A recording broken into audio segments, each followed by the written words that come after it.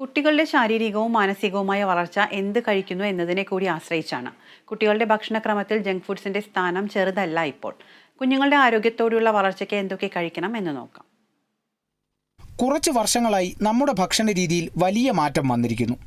നമ്മുടേതായ നല്ല ആഹാരക്രമമുണ്ടെങ്കിലും കുട്ടികൾക്ക് പിസ്സ, ചിപ്സ്, ബർഗർ, ചോക്ലേറ്റ്സ്, ബോട്ടിൽ ജ്യൂസ് തുടങ്ങിയവയൊക്കെയാണ് പഥ്യം.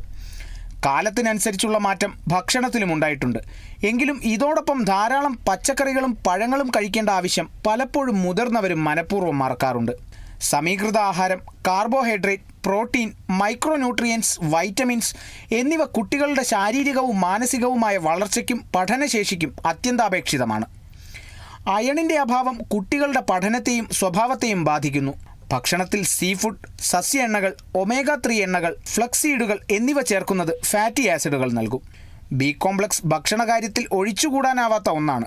തലച്ചോറിൻ്റെയും ഞരമ്പുകളുടെയും വളർച്ചയിൽ വിറ്റമിൻ B1, B6, B12 എന്നിവ വളരെ പ്രധാനമാണ്.